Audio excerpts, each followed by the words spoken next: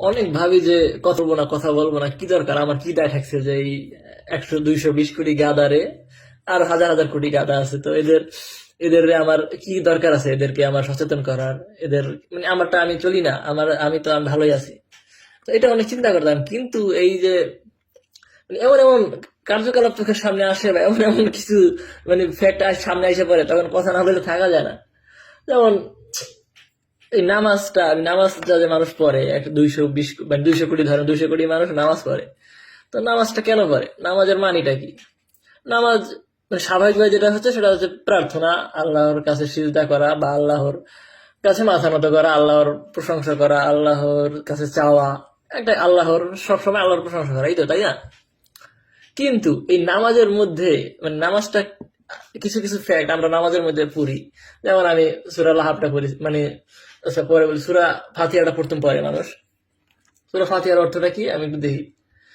সূরা ফাতিহার প্রথম আছে যে শুরু করছি আল্লাহর নামে যিনি পরম করুণাময় অতি দয়ালু। আচ্ছা ঠিক আছে, এটা আল্লাহর একটা প্রশংসা, যাবতীয় প্রশংসা আল্লাহর, যিনি সমস্ত জগতের পালনকর্তা, তিনি অত্যন্ত দয়ালু মেহেরবান। আচ্ছা ঠিক আছে, এটা বলা যায় আল্লাহ তুমি দয়ালু, আল্লাহ তুমি মেহেরবান, আল্লাহ তুমি বিচার দিনের মালিক, আল্লাহ তোমার সাহায্য প্রার্থনা, তুমি আমাদের সর্বপথ দেখা। ওই তো ঠিক আছে, একটা আবেদন, এটা আল্লাহর কাছে বলা যায়, এটা সর্বশক্তিমানের কাছে বলা যায়। কিন্তু আপনি যখন সূরা লাহাবটা পড়বেন, আপনি তো ফাতিহা সূরার পরেই তো আমরা আরেকটা সূরা মানে এটার সাথে মিলায় পড়তে হয় না, একটা রাকাত এর হইতে পড়ে। তো সূরা লাহাবের মধ্যে আছে কি, লাহাবের মধ্যে তাব্বাত ইয়াদা আবি লাহাবি ওয়া তাব, এটা আমরা পড়ি আরবিতে, কিন্তু আমরা ছোটবেলা থেকে এভাবে শিখছি। কিন্তু লাহাবের অর্থটা কি? লাহাবের অর্থ লাহাবের অর্থ হচ্ছে আবু লাহাবের হস্তদ্বয়, আবু লাহাবের হস্তদ্বয় ধ্বংস হোক, ধ্বংস হোক সে নিজে। এখন আবু লাহাব, প্রথম আয়াতটা এটা যে আবুল হাব কোথা থেকে ধ্বংস হবে? আবুল হাব তো মারা গেছে আর 1400-1500 বছর আগে।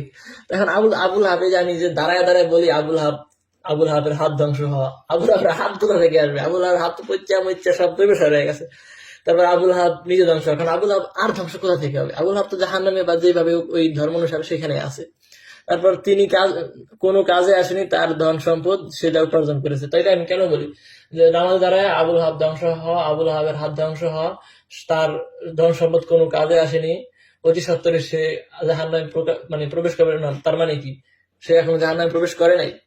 এবং তার স্ত্রী যে ইন্ধন বহন করে, এই যে তার স্ত্রী, এখন তার স্ত্রী কি আছে আমি জানি না, তার স্ত্রীর এখানে আনার বাণীটা কি, তার স্ত্রীর ধ্বংস হবে এই কথা কেন বলে? মানুষ প্রতিটা দিন দাঁড়ায় 5 বার, ম্যাক্সিমাম মানুষ এই সূরাটা করে।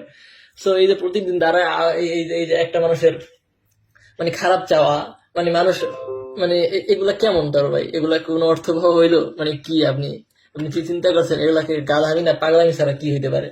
তারপর আপনি আরো এমন এমন বহুত আয়াত আছে আমি কোরআনের মধ্যে, যেমন তারাবি নামাজ যখন পড়ায়, তো সমস্ত কোরআন পড়ায়, তখন এর মধ্যে যেমন অনেক আয়াত আছে যে যেমন জান্নাতের সুন্দরীদের যখন বর্ণনা দেয়, যখন জান্নাতের বক্ষ হবে উঁচা উঁচা, তখন আমি দাঁড়ানোতে দাঁড়ায় দাঁড়ায় বলতেছি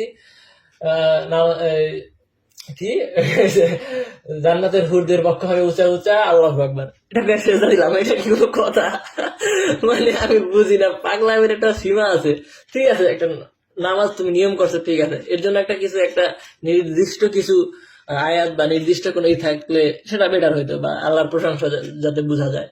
কিন্তু এই যে সব আয়াত যে যখন তারাবি নামাজ পড়ে, সমস্ত কোরআন এগুলো হাজার হাজার বাজে, হাজার হাজার বিশ্রী, হাজার হাজার হাজার বলতেছি এটা মানুষ ই করবে যে অনেক শত শত আয়াত আছে যে ফালতু। এরপর এগুলা এগুলা কি একটু নিজেরা চিন্তা করতে পারেন না? মানে এগুলো কোনো অর্থ হয়? আপনি মুখে বললেন তাইলে কি এটা হয়ে গেল? আমি না বুঝি না, পাগলামি তোর সীমা আছে, এগুলা এগুলা না বুঝলে মানুষ কেমনে থাকে?